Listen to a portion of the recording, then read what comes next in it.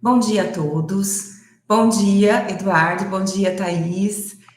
Professores que estão conosco hoje. É um grande prazer ter vocês aqui. A Biomedicina Araçatuba Unisalesiano fica muito honrada em receber vocês no Congresso Internacional de Tecnologias na Educação de 2023. Então, desde já, agradeço a presença de vocês. Muito obrigada. Eduardo, muito obrigada por nos brindar com um assunto extremamente inovador, de alta tecnologia e alta performance. Então, muito obrigado por repartir conosco esse conhecimento. Para que a gente dê início à nossa palestra de hoje, eu vou fazer a apresentação do professor Thaís. Desculpa. Para que a gente dê início à palestra de hoje, eu vou fazer a apresentação do professor Eduardo e também da professora Thaís, tá? Então, Eduardo da Cunha Bombardi vai nos apresentar a palestra intitulada Desvendando os Mistérios da Cultura de Células, e o Eduardo é graduado em Biomedicina pela Universidade Paulista, campus Araçatuba, Unip, e atualmente é mestrando no programa das Ciências Fisiológicas do Programa de Pós-Graduação Multicêntrico em Ciências Fisiológicas da Faculdade de Odontologia de Araçatuba, Unesp. Lá ele faz parte do laboratório de imunofarmacologia e é orientado, né, tem como sua orientadora a professora titular Sandra Helena Penha de Oliveira. Então, muito obrigado, Eduardo. Thaís, muito obrigada pela presença, professora do nosso corpo docente. Passo a palavra a vocês, passo a palavra à professora Thaís para ela, né, se apresentar e depois para o professor Eduardo. Muito obrigada e uma ótima palestra. Olá, inscritos. Espero que vocês possam desfrutar desta palestra que o professor Eduardo vai ministrar. É uma palestra de importância e ele vai mostrar para vocês esse mistério da cultura de células, que é uma metodologia extremamente importante para o desenvolvimento da ciência e tecnologia. Então, sejam todos bem-vindos ao nosso terceiro Congresso Internacional de Tecnologia na Educação. Então, agora eu passo as palavras, então, para o professor Eduardo, para ele começar a fazer a sua apresentação. Olá a todos, bom dia, né, como já foi apresentado previamente. Sou Eduardo, sou biomédico e mestrando em Ciências Fisiológicas na Unesp de Araçatuba. E hoje eu vou estar com vocês apresentando a palestra Desvendando os Mistérios da Cultura de Células. Eu espero que vocês gostem. Para mim é um grande prazer poder participar no terceiro Congresso Internacional de Tecnologia na Educação. Eu agradeço, né, o convite, para mim é uma honra falar sobre isso, falar sobre temas tão relevantes para a ciência brasileira, né? Então, como já falado previamente, sou do Laboratório de Imunofarmacologia, coordenado pela professora doutora Sandra Helena Penha de Oliveira. Situando vocês um pouquinho, né, do que vai ser tratado a nossa palestra aqui hoje. Então, primeiro eu vou falar uma introdução, o que é a cultura de células, em que consiste esse método, né, depois falar sobre diferentes tipos de células, diferentes tipos de cultivos que dá para a gente fazer in vitro, quais as vantagens e os diferenciais desses estudos in vitro, o que a gente consegue ver nele, que a gente não consegue ver aí num estudo in vivo, né. E finalizar falando sobre um pouquinho, né, para vocês, sobre a metodologia de cultura celular 3D, que é uma técnica aí um pouco avançada, digamos assim, né, uma técnica mais nova, que está começando a ser usada agora. Eu vou falar para vocês quais os diferenciais dessa técnica, o que ela tem de diferente, e por que ela é uma técnica que tende a propagar e cada vez mais começar a ser colocada em uso. Então, para marcar esse início, o que é cultura de células, né? Então, cultura de células nada mais é do que o conjunto de técnicas que vai envolver a distribuição e o isolamento dessas células num ambiente artificial, ou seja, um ambiente in vitro. Isso tudo com o objetivo de você estudar tanto a fisiologia como a bioquímica dessas células. Então, você consegue ver aí essas células que estão, né, em frascos, vocês vão ver mais para frente que são esses frasquinhos, mas essas células que estão sendo cultivadas nesse ambiente, a gente consegue observar o funcionamento dela, como está acontecendo o metabolismo bioquímico dessa célula ali dentro, se está tendo produção de determinada proteína, se não está. Então, a gente consegue fazer tudo isso, afinal, esse vai ser o objetivo se você está cultivando essas células. O nome cultura de células vem da palavra cultivo, né, que se a gente buscar aí no significado da palavra, vai ser de manter vivo, de propagar, ou seja, a cultura de células nada mais é do que você manter células vivas e propagar essas células para que elas sejam, né, cresçam, se desenvolvam, tenham seu metabolismo e você consiga, em cima disso, estudar o que você deseja.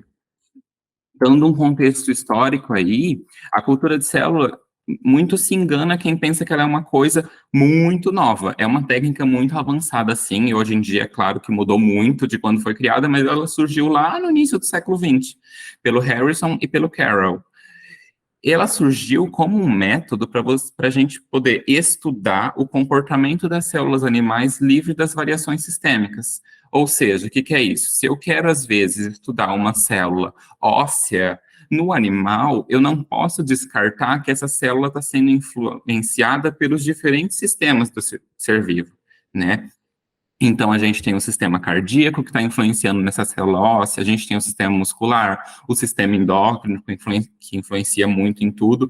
Então, quando a gente isola essa célula numa cultura, a gente consegue observar uma resposta dependente exclusivamente dela. Além disso, também, a cultura de células surgiu também para evitar o estresse gerado no animal pelo experimento.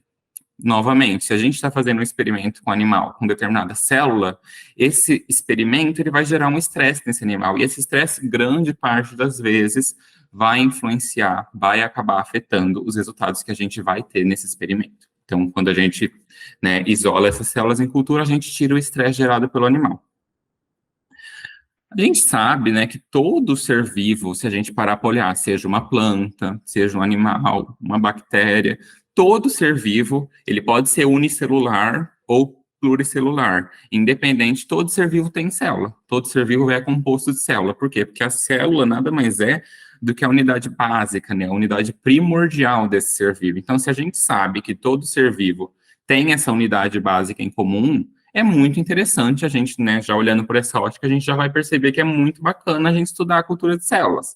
A gente estudar, assim, as células separadas, as células individualizadas. Então, a partir do momento em que ela é uma unidade básica, a gente sempre tem que estudar primeiro do básico e depois ir para o mais avançado e depois ir para o mais sistêmico, porque tem que seguir-se, né, essa linha de raciocínio lógica da metodologia científica.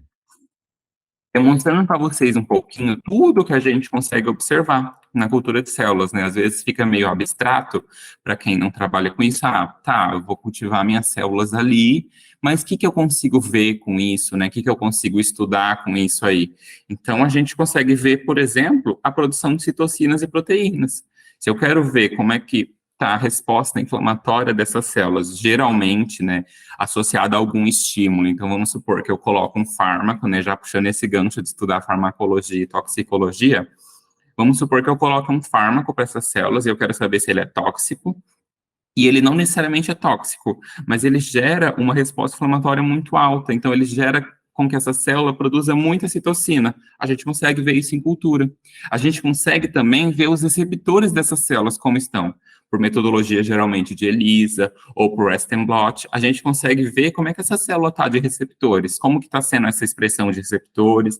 Então, se a gente coloca determinada droga, ela está produzindo mais receptores para essa droga, ela não está produzindo menos, como é que está sendo isso aí? Além disso, a gente consegue ver também o fluxo intracelular, como que está a secreção dessa célula. Né? Se a gente observa que em determinado momento não tinha secreção de uma substância e a partir de um certo estímulo passou-se a ter, é muito bacana, a gente consegue observar como que está sendo isso aí, como que está sendo esse fluxo, como que está sendo essa secreção celular. Além disso, a gente consegue ver a interação imunológica, né?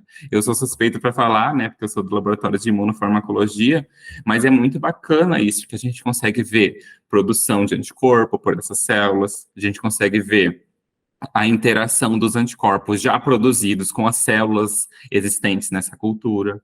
Além disso, né, a gente pode partindo aí para os estudos genômicos, a gente pode ver como é que está a síntese de RNA dessa célula, né, para promover síntese proteica. A gente consegue fazer transfecção também, em que a gente coloca um determinado RNA viral ali, para essa célula propositalmente produzir algo que a gente queira. Além disso, obviamente, a gente consegue ver o material genético em si, a gente consegue ver como que está o DNA dessas células, se está tendo deficiência de algum gene, se está tendo superexpressão de outro, a gente consegue observar isso. Isso tudo a gente consegue ver dentro de uma célula. Só que percebam que, além disso, a gente consegue ver a interação dessas células em cultura. Então, a gente consegue observar no ambiente onde tem menos células, como que tá, e quando a gente coloca mais células, como que fica, o que que muda. Além disso, a gente pode fazer, vocês vão aprender mais para frente, sobre cocultura, que é quando a gente coloca 2 tipos de células juntas em cultura. E aí a gente consegue observar, como que essa célula vai influenciar nessa outra. Então, isso tudo a gente consegue fazer em cultura de células, além, né, obviamente, da gente conseguir ver a engenharia, a composição celular dessas células, como que está a estrutura delas, o metabolismo, entre outras coisas. Dentre os requisitos básicos que a gente tem para, né, fazer cultura de células, um laboratório de cultura de células, ele tem que ter algumas coisas básicas, né? Infelizmente, ela é uma técnica que ela é meio cara, eu já destaco aqui uma desvantagem dela, mas eu imagino que seja uma das únicas. Ela é uma técnica meio cara porque ela requer que você tenha alguns materiais, alguns equipamentos obrigatórios, senão você não consegue executá-la. Dentro dos materiais e reagentes, a gente tem o meio de cultura e os aditivos. Geralmente, cultura de células são meios líquidos, semelhante aos agars que a gente vê em microbiologia, né, que são em géis.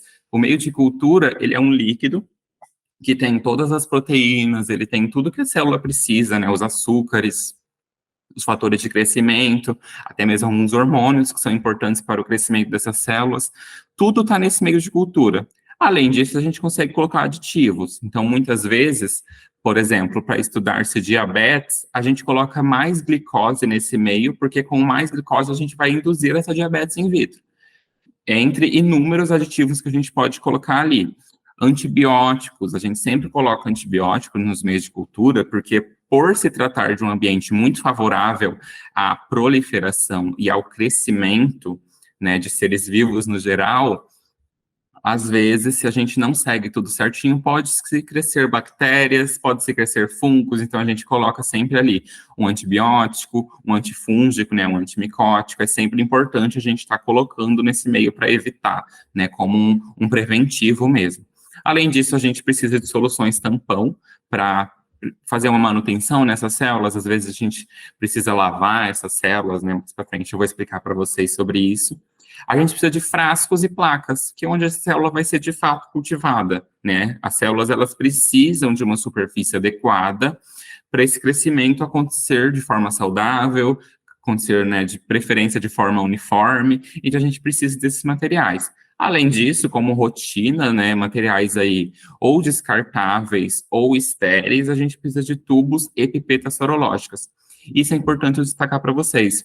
Todos esses materiais que a gente usa em cultura, ou a gente precisa de um autoclave, né, e manter-se uma rotina de autoclave para que esses materiais estejam sempre limpos, estéreis, ou, como é o caso de alguns laboratórios, pode-se comprar esses materiais novos e descartáveis, que são os materiais que já vêm autoclavados, eles já vêm estéreis. Geralmente, quando a gente compra estéril, ele é esterilizado por radiação UV, radiação gama. Então, esses materiais já vêm estéreis de fábrica e a gente usa e descarta. Ou usa, lava e coloca no autoclave para ser esterilizado, mas nunca a gente pode usar tanto um tubo Falcon quanto uma pipeta sorológica, né? Nunca a gente pode usar sem que seja estéril, porque é muito fácil com que tenha alguma coisa ali que vai crescer na nossa cultura. Dentro dos equipamentos, né, a gente tem a capela de fluxo laminar, que eu vou mostrar ela já já para vocês, que ela é, digamos, posso dizer, eu acho, o principal equipamento necessário para a cultura de células. É nela que a gente vai trabalhar lá dentro, né, como se fosse uma estação de trabalho, então é nela que a gente vai trabalhar, é nela que a gente vai conseguir garantir que seja um ambiente estéril, que seja um ambiente livre de contaminação, né, que seja um ambiente asséptico. Além disso, né, principalmente também a gente tem a incubadora, que a A gente pode observar um exemplo aqui, que é um equipamento que vai fazer, de fato, nossas células crescer, né? Um equipamento que ele vai propiciar temperatura adequada para essas células, então é ali que elas vão crescer certinho e vai propiciar um ambiente adequado para essas células. Então, elas não vão ter estresse nesse ambiente na medida do possível. E microscópio. Eu vou mostrar para vocês já já um exemplo de microscópios que a gente usa muito em cultura, que é o microscópio invertido.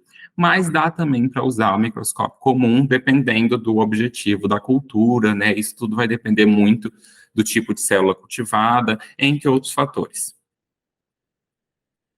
Falando agora um pouquinho para vocês como funciona aquela capela de fluxo laminar que eu falei para vocês. Algumas, além de ser capela de fluxo laminar, também são cabines de segurança biológicas, né? Isso vai depender muito do objetivo do laboratório, o objetivo da pesquisa, com agentes contaminantes, como é o caso do meu laboratório, que atualmente a gente trabalha com um pouquinho, vocês vão ver lá no final, um pouquinho de escultura 3D. Quando se trabalha com agentes perigosos, tem que ser uma cabine de segurança biológica também. Você garantir que nada que você está trabalhando aqui dentro sai para fora. Então, como funciona? Existem dois tipos de capela de fluxo laminar: a capela horizontal e a capela vertical. Nesse caso, eu trouxe para vocês a vertical. A horizontal, a única coisa que vai mudar é que, em vez do ar ser puxado, o ar é expelido. Para quê? Para você fazer com que nada de fora entre. No caso dessa capela, que é a vertical, a gente pode observar nas setas verdes indicando o ar ambiente. Então, a gente senta aqui, esse aqui é a região em que a gente trabalha, né? Já tem uma foto, vocês vão conseguir entender melhor, mas então essa aqui é a região que a gente trabalha. Então, o ar ambiente, ele entra. Esse ar que entra, observem que ele não vai para onde a gente está trabalhando. Ele imediatamente vai para todo um sistema de filtração.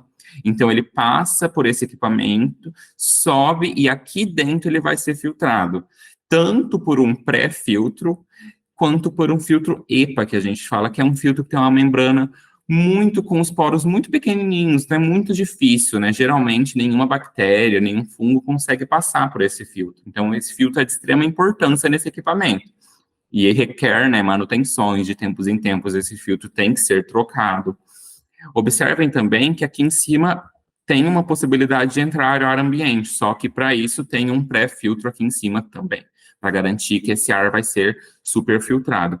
E é claro, esse ar filtrado, esse sim vai para onde a gente está trabalhando. Então, esse ar filtrado cai no ambiente que a gente está trabalhando, né, para que a gente possa mexer ali, né, precisa de ar nas coisas, senão não tem como. Então, a gente proporciona esse ambiente e aí o ar que está aqui dentro vai ser eliminado por um exaustor para fora. Agora vocês vão conseguir enxergar melhor, então é nesse ambiente, essa aqui é a capela do meu laboratório, né, a cabine de segurança que a gente utiliza, então é nesse ambiente que a gente trabalha, esse ambiente todo de inox aqui, ó, tem até uma cadeira, a gente senta, a gente trabalha aqui dentro como se fosse a nossa bancada, e aí o ar entra, por esses furinhos aqui que a gente consegue observar embaixo, ele é puxado, o ar ambiente, então ele não vai para esse ambiente que a gente está, né, ficando trabalhando, então ele vai para trás para ser filtrado. E aí esse ar filtrado vem para cá, para onde a gente está trabalhando, e aí a gente consegue promover nesse ambiente, né, na capela, um ambiente asséptico, um ambiente até mesmo estéril, porque ele é livre de bactérias, né, ele é livre de contaminações. É claro que a gente tem que manter, né, fazer uma manutenção muito precisa e muito rígida nesse ambiente. Então, a gente sempre está limpando tudo com álcool 70. Quando a gente vai colocar algum objeto que não está lá dentro, a gente limpa muito bem com álcool 70. A gente liga a luz UV, né, que é uma luz bacteriológica muito potente. Então, a gente liga ela, deixa por aproximadamente 30 minutos para ter certeza de que está tudo limpinho ali dentro, para que a gente possa continuar fazendo com que esse ambiente seja sempre asséptico, seja sempre estéril e livre de contaminações. Nos microscópios, observem aqui que eu coloquei primeiro para vocês um microscópio convencional, desses que talvez, né, os alunos já estejam mais acostumados, então que a gente usa mais rotineiramente dentro de laboratório. Então, ele tem aqui as lentes oculares, as objetivas e a luz vem por baixo, normal. No microscópio invertido, que a gente usa em cultura, a luz vem por cima e as objetivas por baixo. Por quê? Porque os frascos que a gente usa para cultura, né, as placas, eles são muito altos. Então, eles não caberiam no espaço que se forma entre a lente objetiva do microscópio convencional. Além de que as nossas células, elas ficam sempre na superfície de baixo dos frascos, na superfície de baixo das garrafas. Então, é sempre importante a gente querer observar o foco por baixo. Como eu disse, isso pode variar muito de propósito, né? Se é uma cultura de células que não vai ser feita com frascos, né? Se é uma cultura de célula que vai ser feita somente em placas, de repente em lâminas, que é uma possibilidade, não é tão necessário o microscópio invertido, mas assim, na maioria dos casos, se faz necessário esse equipamento, sim. Agora a incubadora, né, que acho que entra aí também como um dos equipamentos mais importantes, sem ela não tem como mesmo a gente fazer cultura. Ela vai propriar, que é o ambiente, né, aqui que a gente coloca as nossas células para crescer, já nos frascos adequados e nas placas adequadas.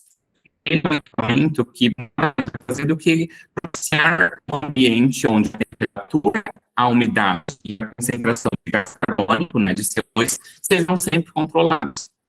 Então, ele sempre vai agir com um galão de CO2, né, junto a ele. Por quê? Porque essa incubadora, ela está em constante injeção de CO2. Para quê? Para fazer com que o CO2, né, o dióxido de carbono, o gás carbônico, esteja sempre na concentração de 5%. Isso para quê? Para a gente mimetizar as concentrações fisiológicas. Porque a gente sabe que, geralmente, fisiologicamente, é essa concentração que a gente tem nas nossas células, né? Então, o restante vai ser oxigênio, ar atmosférico. Então, assim, o restante de ar que corre aqui vai ser oxigênio, ar atmosférico e tudo mais. Só que o CO2 não pode passar de 5%, porque senão já vai ser maléfico para nossas células. Então, ela tem um sensor que vai estar sempre mantendo em 5%. E ele também não pode estar muito abaixo disso, o CO2, porque apesar dele não ser o mais importante, ele também é importante para a atividade celular e ele principalmente atua como um tampão de pH. O pH do meio das nossas células é criticamente importante. E uma das coisas, além dos componentes que tem no próprio meio, uma das coisas que é muito importante para atuar nesse pH como um agente regulatório é o CO2. Então, aqui a gente tem a incubadora, essa aqui é a incubadora do meu laboratório, essa aqui é ela fechada, a gente observa que tem um painel de controle aqui em cima, ó, 37 graus, 5% de CO2, e aqui é ela, né, aqui estão as células, todos os frasquinhos, com muitas células crescendo para os experimentos, e aqui embaixo a gente coloca uma bandeja de água, para essa umidade ficar correndo ali dentro também, porque se a gente não coloca, a umidade que corre na incubadora vai ser das próprias células, vai ser do meio de cultivo, e isso não é legal. Agora, para vocês entenderem melhor, né, quando eu falo de materiais, o que é uma placa, o que é uma garrafa, então, as garrafas de cultivo que a gente utiliza são essas daqui. Aqui elas estão em pé, mas geralmente, como vocês podem observar, aqui na foto anterior, elas ficam todas deitadas e a célula está aqui embaixo. Por isso, vocês podem ver que o líquido está aqui embaixo, porque as células estão ali. Essas garrafas, elas podem ser de 25 centímetros quadrados, que essa é a menorzinha, e 75 ou 175. Ela tem, geralmente, uma superfície tratada apropriada para essas células grudarem. Quando a gente está falando de uma célula que gruda. Quando não é uma célula que gruda, a garrafa, propositalmente, vai ser céu repelente, que a gente fala, que é uma superfície não tratada própria para que as células não se adiram ali naquela região. Com relação às placas, também vai depender, né, do propósito que a gente quer, então vai depender do experimento, mas a gente pode ter aí placas de 6 postos, de 12 postos, de 24, 96, e por aí vai, a depender do objetivo do laboratório. Tanto as placas como as garrafas, a superfície vai variar de acordo com o tipo de célula cultivada e o propósito. Como eu disse, pode ser uma superfície tratada, apropriada para adesão celular, ou uma superfície repelente, que vai fazer propositalmente com que as células não grudem. Como eu comentei com vocês lá na hora que eu falei do fluxo laminar, a asepsia na cultura de células, ela é extremamente importante, criticamente importante. Então, a gente tem, obrigatoriamente, quando trabalha com cultura, que ficar neurótico com limpeza. A gente tem que passar álcool 70 em tudo. A gente tem que usar jaleco, luva, touca, máscara, exclusivos para o laboratório de cultura. Geralmente é muito bacana utilizar esses materiais descartáveis também. Então, aquele jaleco de TNT, geralmente, que é descartável. Luva, touca e máscara, a gente não reutilizar. Então, e um jaleco, se a gente for usar jaleco de tecido, pode também, mas tem que ser um jaleco exclusivo para a cultura. O jaleco, né, os materiais que você usar na cultura, você não pode usar em nenhum outro lugar para evitar a contaminação cruzada. E o álcool 70, né, ele é um dos agentes bacteriológicos aí, né, que promovem a asepsia universais quase, né, e ele executa muito bem esse papel, então é sempre muito importante a gente limpar tudo com álcool 70. Então, tudo que a gente vai estar colocando naquele fluxo laminar, tudo que a gente tira dele, as mãos, a gente limpa as mãos constantemente, quase que de minuto em minuto. Então, é muito cuidado, é muito importante ter esse cuidado. Por quê? Porque se a gente não segue tudo corretamente, infelizmente acontece contaminação. Então, né, aqui a gente tem células crescendo e esses pontinhos brancos vibrantes são fungos de cândida. Então, infelizmente, às vezes é claro que acontece imprevistos, né, a gente pode ter uma contaminação aí que não foi necessariamente pelo erro da pessoa, só que geralmente, na grande parte das vezes, contaminação é falta de técnicas de asepsia. Então, aqui a gente tem observando, aqui a gente pode ver bacilos de bactérias e aqui também pontinhos de fungos. Então, assim, é muito triste quando isso acontece. Vocês podem ver que as células aqui, esses pontos mais escuros nelas, são pontos de granulação, ou seja, são células que já estão entrando em apoptose. Aqui a gente nem consegue observar a célula direito, a gente só consegue ver a contaminação, que são esses pontos brancos mais brilhantes. Então, essas células, elas vão acabar morrendo. Porque, como eu disse, se uma bactéria cai ali no ambiente apropriado para o crescimento dela, ela obviamente vai crescer, ela obviamente vai aproveitar-se da situação para crescer, né, e se desenvolver e acabar matando as células. Então, quando isso acontece, a gente tem que jogar tudo fora, infelizmente, e começar de novo. Certo, então eu introduzi para vocês cultura, falei desse cuidado, né, principal, para vocês conseguirem entender um pouquinho. E quais são os tipos de células que a gente pode ter em cultivo in vitro? Primeiro, principalmente, as células primárias, que são as células que a gente coleta diretamente do tecido de origem, seja por desagregação mecânica, por desagregação enzimática ou de forma espontânea e natural, que é o método de explante.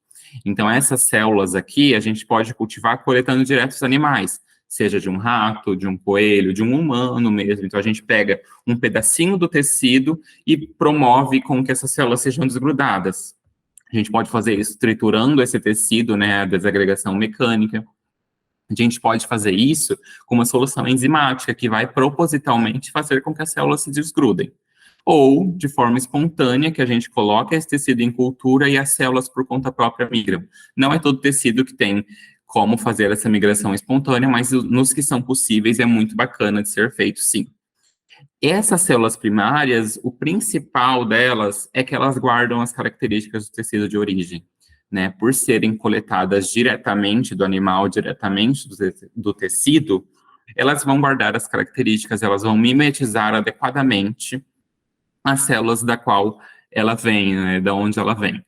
Além disso, né, a gente tem a expansão delas em cultura ilimitada. Então, peço perdão, o slide aqui está errado, então é ilimitada.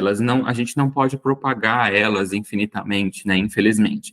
Já as células de linhagem contínua, elas podem se dividir infinitamente. O que são essas células de linhagem contínua? Elas são células imortalizadas, seja por uma imortalização espontânea, né? Geralmente a gente consegue observar essa imortalização espontânea em células tumorais, em células cancerígenas, ou a gente pode induzir essa imortalização. A gente pode colocar ali substâncias, a gente pode fazer métodos específicos para que essa célula se torne uma célula de linhagem. Então, essas células, elas vão se propagando por anos, né? Tem células que se cultivam hoje em dia, que são de pacientes, né, de pessoas que morreram há mais de 50 anos, 100 anos aí.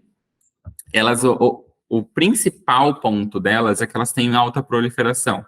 Então, para experimentos em que a gente tem pressa, é muito interessante a gente usar umas células de linhagem, porque elas crescem muito rápido em cultura. Já as células primárias, elas têm um crescimento mais limitado, elas são um pouco mais lentas. Já a resposta, né, a desvantagem das células de linhagem é que a resposta pode diferir um pouco do tecido de origem, né? Como ela é uma célula que sofreu aí algumas alterações, né, até mesmo morfológicas, às vezes, do tecido de onde ela veio, ela não consegue adequadamente, muitas vezes, ter uma resposta que se iguale ao tecido de origem. Já isso é uma vantagem muito grande das células primárias, porque como a gente obteve diretamente do tecido, e ela é uma célula nova, né, recente, ela vai conseguir ter as características certinhas do tecido de origem. Mostrando um pouco para vocês como são essas células, né? Infelizmente é bem diferente do que a gente vê aí nos livros de biologia. Então aqui, essas células são todas autorais, tá? Elas são das minhas células mesmo, essas fotos. Então aqui nós temos células tronco do ligamento periodontal, que é um tecido odontológico da raiz dos dentes. Aqui a gente tem células de linhagem odontoblástica, tá vendo? Essa aqui é uma célula primária, essa aqui já é uma célula de linhagem. E essa aqui é a outra célula primária, que é a célula de músculo liso proveniente da traqueia. É meio difícil de ver, às vezes quem não tem muito costume até não tem o olho tão treinado para isso, mas se a gente para observar, a gente consegue ver as membranas celulares, aqui essas bolinhas vão ser os núcleos e as células crescendo. Já quanto aos explantes, né, que são aquelas células que vão migrar por conta própria, né, que a gente não coloca a célula pronta em cultura, a gente coloca o tecido para a célula se desgrudar. Observem aqui essas regiões mais escuras, nessas regiões num tom marrom, são os tecidos. Nesse caso também são fotos autorais minhas, são explantes de polpa dental, que é um tecido que tem dentro do dente, ele é um tecido muito importante na irrigação sanguínea, proveniendo nutrientes para o dente. Então a gente consegue observar que essas células em volta, elas foram todos migrados de forma espontânea, elas saíram por conta própria do tecido. Eu coloquei o tecido em cultura com meio de cultivo, obviamente, né, propiciando tudo para que essas células se soltassem, e as células se soltaram, né? A gente pode observar aqui as célulazinhas soltas, né, e crescendo em cultura. Quais são, então, os procedimentos de cultura de células? O que a gente tem que fazer de manutenção nessas células, de rotina? O que a gente A gente coloca a célula em cultura, mas o que a gente faz ali com elas? Principalmente troca de meio, né? O meio que a gente coloca nessas células, ele vai se esgotar. Então, a gente aspira esse meio velho, essas células, lembrando que, nesse caso, eu estou falando de células que se aderem na garrafa. Vou falar para vocês mais para frente que tem células que não se aderem. Nas células que não se aderem, a gente precisa puxar, centrifugar para que essas células se separem do meio e aí sim trocar o meio por um meio novo. Mas falando aqui para vocês de células de aderência, que é o foco do meu laboratório e também é o foco, geralmente, de culturas 3D, então só contextualizando vocês, a gente vai aspirar e descartar esse meio velho, né, então as células vão continuar grudadas na garrafa normalmente, e a gente coloca, né, insere ali um meio novo, né, o meio é esse líquido rosado, avermelhado geralmente, então a gente coloca um meio novo, por quê? Porque os nutrientes, eles se esgotam, esse meio velho, ele já não vai ter adequadamente os nutrientes que essas células precisam, as proteínas que essas células precisam, então a gente precisa fazer essa troca regularmente. Geralmente, de 2 a, no máximo, 3 dias a gente tem que trocar esse meio, então a gente tem constantemente que estar indo para o laboratório para fazer essa manutenção. Além disso, um outro procedimento que a gente pode fazer por rotina é a passagem dessas células.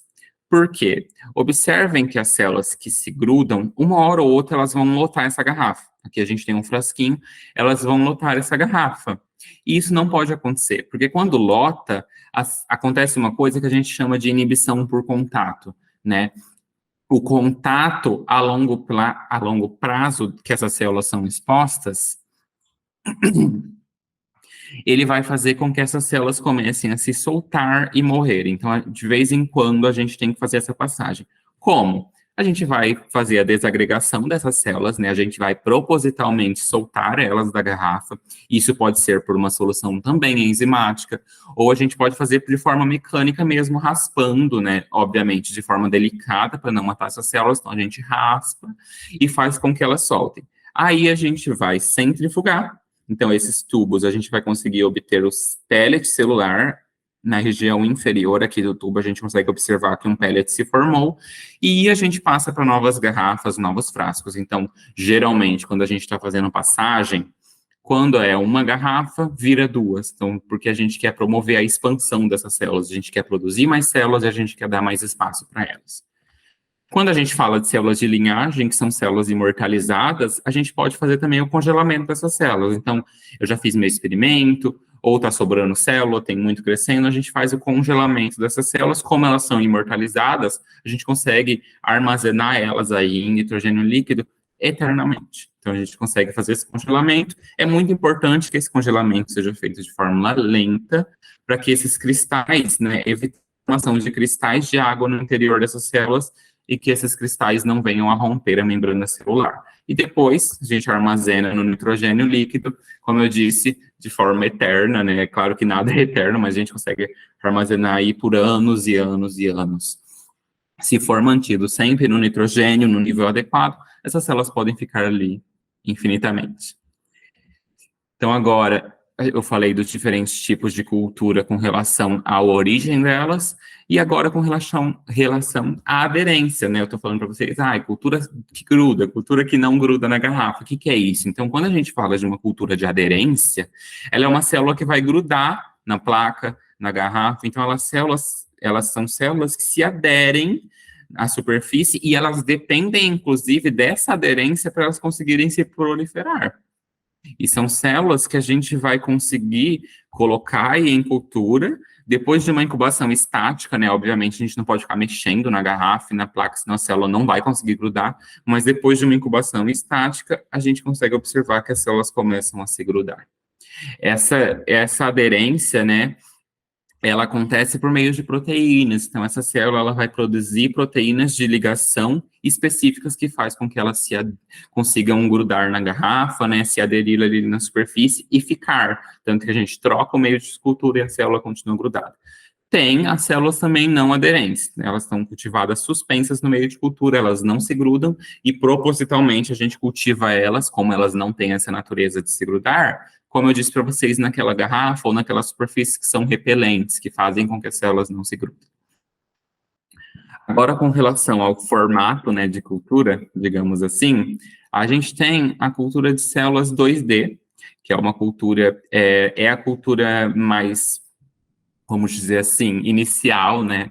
É com ela que os experimentos surgiram, é ela que por muitos anos existiu de cultura de células, mas a gente tem também a cultura 3D, né, que já é um avanço que vem surgindo aí. Ele começou, tem já alguns anos, mas ele está começando a ser implementado agora, principalmente. Então, com relação à cultura 2D, elas são células em monocamada. O que é isso? Mono, camada de células na superfície. Então, a célula vai crescer apenas em uma camada nessa placa, nessa garrafa de cultura. Então, a gente cultiva essas células formando uma camada única nessa superfície. Pode ser apenas uma célula ou mais de uma célula, né? E tem um caso da gente fazer coculturas, como eu disse para vocês lá atrás. O que a gente pode estudar em cultura? Eu falei para vocês que a gente pode ver a interação de células diferentes. Como isso? A gente vai ver agora, né, como que a gente faz essa interação. Isso em culturas 2D, só que a gente tem a técnica de cultura 3D, né, que é uma técnica mais avançada, que a gente cultiva geralmente mais de um tipo de célula ou a mesma célula formando uma estrutura tridimensional. Realmente formam uma estrutura 3D que a gente consegue observar a olho nu. Eu vou mostrar foto aqui para vocês dessa estrutura, então a gente consegue observar essa estrutura crescendo e ela é semelhante ao tecido de origem. Eu gosto de falar, né, é claro que não levem de forma literal, e é entre aspas isso, mas é como se a gente gerasse um mini órgão.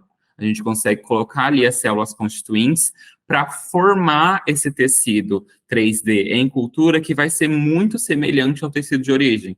Então, já tem casos hoje em dia de que tem estudos de cultura 3D de músculos, em que você realmente forma ali um pedacinho de músculo, um mini fragmento de músculo. Eu sou suspeito para falar, mas eu acho esse avanço, né, essa técnica muito incrível, e mais para frente eu vou falar para vocês tudo que a gente pode ver nessa técnica, eu acho muito bom mesmo. Falando agora das coculturas, né, que são as culturas com mais de uma célula, a gente tem dois tipos. A gente tem a cocultura indireta, também chamada, né, pelo nome em inglês que deu origem para ela, Transwell, Então, a cocultura indireta, a gente tem o pocinho, então esse aqui é é uma placa, né, de cultivo em que a gente tem uma célula e a gente coloca um instrumento que a gente chama de inserto. Esse inserto, ele tem uma membrana porosa para promover a interação dessas células, e nesse inserto a gente coloca outra célula. Então, observem aqui embaixo, né, na placa, no poço de cultivo, a gente vai ter uma célula crescendo, uma célula se desenvolvendo, e nesse inserto que a gente colocou, a gente vai ter outra célula. Isso para quê? Pela porosidade da membrana, essas células vão interagir. Geralmente, estudos de cocultura indireta são estudos em que a gente não vai diretamente, né, ver a interação entre essas células, e sim a gente vai conseguir observar a interação entre as proteínas, entre os componentes que foram produzidos de uma célula com a outra. Muito, né, na maioria desses estudos, geralmente é com células de defesa. Então, a gente coloca nesse inserto uma célula imunológica, né, por exemplo, um mastócito, e aqui embaixo a gente coloca, por exemplo, uma célula-tronco. A célula-tronco, a gente sabe que ela tem a capacidade de se diferenciar, né, pluripotente, geralmente, capacidade de se diferenciar em diferentes tipos de célula. Então, a gente coloca essa célula de defesa e vai ver, será que essa célula de defesa está atuando de forma positiva ou negativa dessa diferenciação? Então, tudo isso a gente consegue observar, sim, na cultura indireta. Já se a gente quer ver a interação das células diretamente, né, a interação dos receptores, uma comunicação aí intracelular, né, uma sinalização intracelular, a gente precisa fazer a cocultura direta. O que é isso?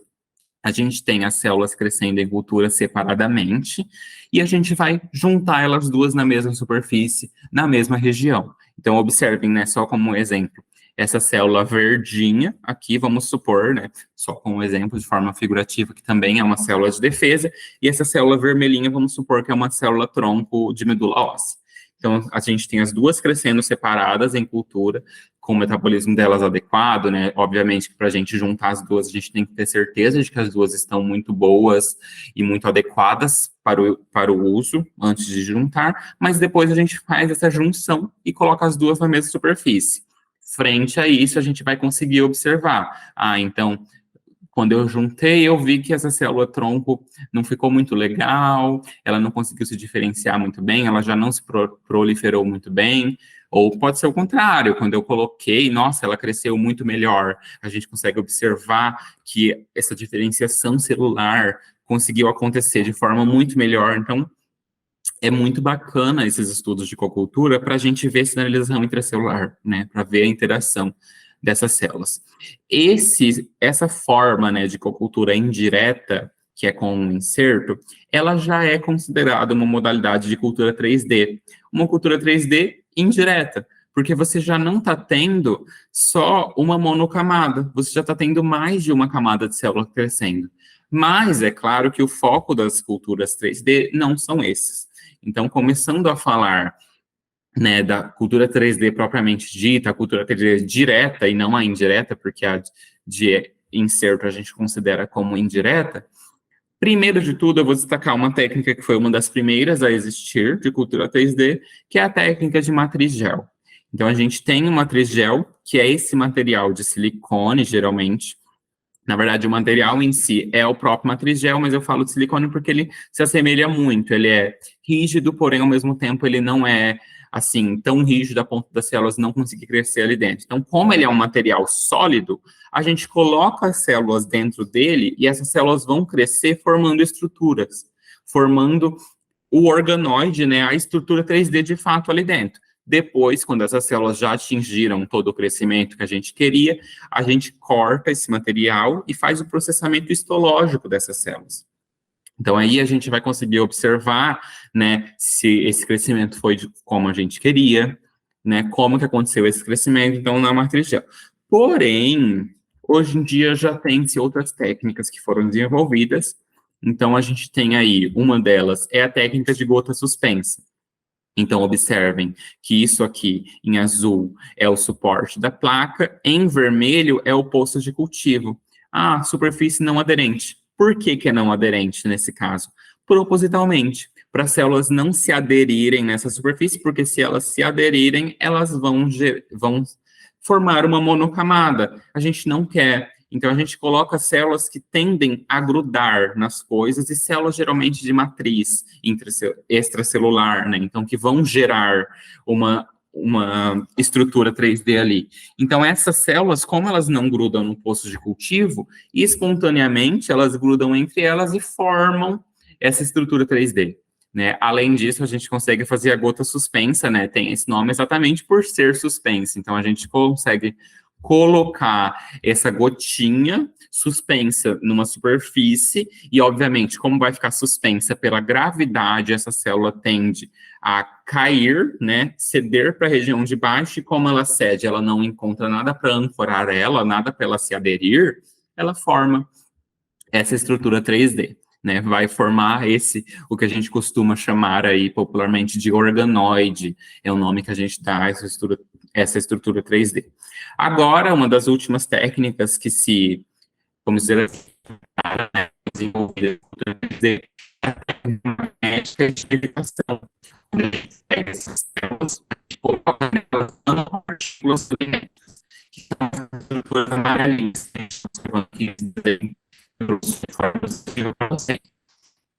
Então, como elas são nanopartículas magnéticas, ou seja, elas são ionizantes, a célula ela tem por né, consegue entrar nessa célula, e é importante frisar que essas nanopartículas não causam nenhum dano nessa célula, elas não vão alterar o metabolismo celular, elas entram e ficam lá paradinhas, só que elas são magnéticas, né, elas têm a capacidade de puxar umas às outras, então essa nanopartícula vai promover com que as células se unam, exatamente, né, pela força física ali acontecendo do magnetismo, então as células vão se unir por esse magnetismo. E aí, como fica uma estrutura magnética, a gente consegue movimentar essa estrutura por meio de ímãs.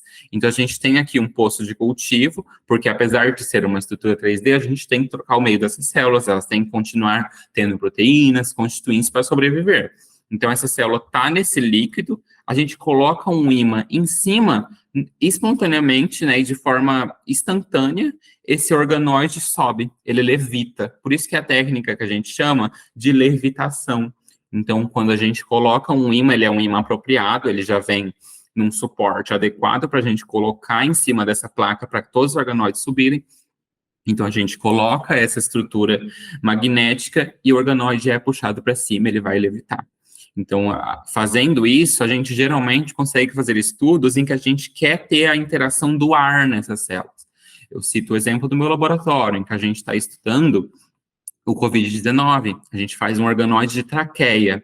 A traqueia no nosso organismo, ela é uma superfície, né? Ela é um tecido que tem interação gasosa. Afinal, é por onde o ar passa para chegar até os nossos pulmões. Então, para isso, a gente não pode colocar essas células imersas no líquido apenas. A gente quer também ver essa interação do ar. Então, a gente faz essa técnica para que o organoide levite e parte dele fique no ar, parte dele fique no líquido, e dentro disso a gente consiga observar essa interação. É claro que esse organoide ele pode e vai diferir de acordo com a intenção e o propósito do estudo. Então, a gente ele é muito utilizado nessa técnica de cultura 3D, ela é muito utilizada em estudos relacionados a câncer, para fazer organoide de tumor, muito utilizado para músculo liso, para tecido pulmonar, para traqueia, como eu citei exemplo do meu laboratório. Então, a gente pode formar inúmeras estruturas 3D em cultura que vão depender, né, qual que eu vou fazer? Depende, o que você quer observar? Você quer observar algo endócrino? É claro que as técnicas que eu usei para vocês, a técnica que você vai utilizar também vai depender do seu propósito. Eu não preciso dessa informação ar líquido. Você pode escolher outra substância, por exemplo. A técnica de gel, a gente não consegue colocar meio de cultura dentro. Geralmente, é uma técnica para células que não se a gente vai observando, é claro que aí isso vai depender da gente entrar em contato, né, com os responsáveis pelas técnicas, falar, eu tenho tal técnica para desenvolver, qual que você acha que é o melhor? Então, os representantes técnicos, eles conseguem ajudar a gente com isso, mas é importante entender que existem diferentes técnicas, a depender do propósito da utilização. as utilizações da cultura 3D, hoje em dia, são inúmeras. Se a gente vai aí, por exemplo, no PubMed, que é uma importante base de dados científica, a gente digita lá 3D Culture, né? Cultura 3D, para ver trabalhos, para ver visões sobre, a gente tem 30 mil resultados. Então, é uma técnica que, apesar de ter as desvantagens dela, e eu destaco que a principal desvantagem é o custo, porque é uma técnica muito cara. Eu falei para vocês lá atrás que a cultura de célula em si já é uma técnica cara, né? Todos os frascos, todos os meios de cultivo, os equipamentos, isso tudo já é muito caro. Mas a cultura 3D tem mais caros envolvidos ainda, tem mais gastos, né, envolvidos ainda. Então, eu destaco essa desvantagem para vocês. Só que, apesar disso, sabe-se das inúmeras vantagens que essa técnica traz. Sabe-se como a gente consegue observar coisas nessa técnica que a gente não vai observar numa cultura simples 2D. Então, observando esse gráfico, né, de forma rápida, a gente consegue ver que de 1984 para cá, obviamente, antigamente não se tinha essa técnica, mas de alguns anos para cá, essa técnica está num exponencial muito grande. Ela está numa crescente, e a tendência é que essa técnica seja cada vez mais implementada. Então, citando exemplos de trabalhos, olha, a gente pode ver um exemplo de um estudo que está falando sobre as culturas 3D semelhantes a tecidos como uma nova alternativa para investigar interações de vírus com células. Olha só, que coisa, porque a gente consegue formar esse organoide e colocar um vírus ali. Além disso, esse artigo de revisão, esse artigo é muito interessante, inclusive, ele fala sobre os modelos de culturas 3D para estudar a infectividade, né, do SARS-CoV-2 e os candidatos antivirais. Então, se a gente tem ali o organoide 3D em cultura, a gente consegue colocar o vírus do COVID-19, né, o SARS-CoV-2, e consegue observar ali a toxicologia disso, como que isso vai influenciar, muito mais do que numa cultura 2D comum. Eu já falo para vocês, né, como eu disse, que esse é o propósito do meu laboratório, inclusive. A nossa cultura 3D, ela visa a gente fazer um organoide de traqueia e infectar propositalmente esse organoide com o SARS-CoV-2. A gente usa somente a proteína S do COVID, porque é a proteína que faz com que ele entre na célula, então ela tem essa capacidade de simular efeitos do vírus como um todo, para ver a influência dele nessas células, entre outras coisas. Outros exemplos que eu posso citar aqui de cultura 3D são exemplos, esse aqui, por exemplo, eles estudaram geração de tendão. Então, eles pegaram aqui células de tendão, que são tenócitos, e juntaram essas células em cultura, e observem, como eu disse, não é abstrato, a gente consegue ver essa estrutura. Isso aqui é, falando entre muitas aspas, um mini tendão que foi gerado em cultura por técnicas de cultura 3D. Além disso, esse outro trabalho que eu posso citar aqui como exemplo, eles pegaram células epiteliais derivadas da urina, de amostra de urina, e eles fizeram um organoide neural, eles conseguiram fazer um organoide semelhante a tecido nervoso, que é um tecido que conseguiu ser utilizado para estudar respostas semelhantes ao tecido cerebral. Então, assim, vendo esses exemplos, vocês podem ver como é muito interessante a gente estudar a cultura 3D, como ela é uma técnica muito avançada mesmo, né? Acho que falando só fica muito abstrato, mas quando eu mostro para vocês, de fato, esse tecido sendo gerado e tudo que a gente pode ver ali, eu acho isso muito bacana.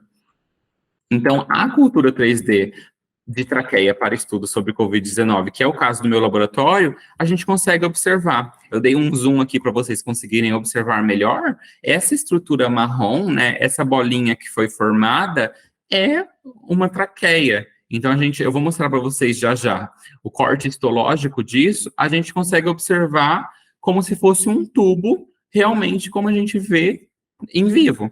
Então, aqui, observem que tem um disco prateado embaixo, que é o ímã. Então, esse ímã está puxando essa estrutura para baixo. Nesse caso, está puxando para baixo porque era a hora da gente fazer a troca de meio. Então, obviamente, a gente não pode puxar o meio com esse organoide levitando, senão ele vai embora. Então, a gente coloca também, tem uma estrutura magnética aqui, os disquinhos, que a gente coloca embaixo, então esse organoide desce, a gente troca o meio, depois a gente coloca a estrutura magnética em cima novamente, para que esse organoide volte a levitar. Então, a gente consegue observar essa estrutura formar, né? Às vezes, quando a gente está sempre falando de estudos in vitro, a gente fala, é tudo muito incerto, a gente não consegue ver olho nu, precisa de um microscópio. No caso de cultura 3D, não. Como o próprio nome diz, né, 3D vem de tridimensional, então a gente consegue ver essas 3 dimensões e a gente consegue ver olho nu, que eu acho que é mais bacana ainda, né, não fica só no abstrato da coisa ali, a olho nu. Trazendo um pouco dos resultados dessa pesquisa que o meu laboratório está executando, observem os cortes histológicos. É como eu disse, essa estrutura, ela forma uma estrutura semelhante, né, praticamente igual de um corte histológico de traqueia de fato. Se a gente coleta, por exemplo, a traqueia de ratos e faz-se o corte histológico delas ali, esse corte é longitudinal, obviamente, né, é contra a passagem de ar. Então, a gente consegue observar essa estrutura, né, tubular se formando. Essas estruturas marrons são as nanopartículas magnéticas. Observem como elas adentram nas células e ficam ali fixadas. Já aqui no outro painel, essas fotos marrons são aqueles organoides que eu mostrei no slide anterior da plaquinha, só que numa foto microscópica, né, numa foto de microscópio, de fato, e não só olho nu. Observem que primeiro a gente cultivou células, a gente fez esse organoide das células separadas, então BEBM é a célula epitelial de traqueia, BSMC são as células de músculo liso de traqueia, e MRC5 são fibroblastos. Então a gente cultivou cada uma delas separada e depois juntou-se elas. Isso tudo aqui é no dia 1 de experimento. Então, por isso que as células ainda não estão bem grudadas, a gente consegue observar, né, uma nuvem de células em volta.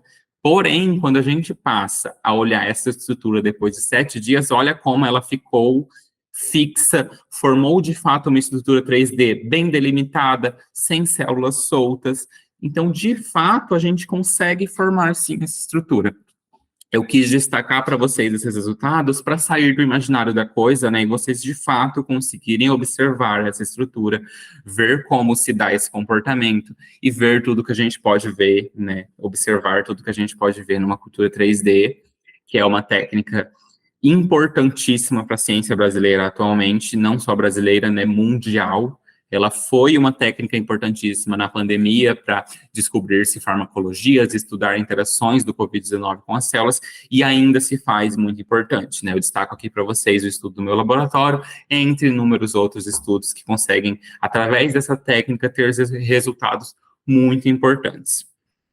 Eu agradeço muito a atenção de todos vocês. Eu agradeço a oportunidade, né? Me sinto honrado pelo convite da professora Rossana, da professora Thais, e na minha participação aqui nesse evento. Para mim é muito importante e fico muito feliz em fazer parte de um evento tão importante para a comunidade acadêmica.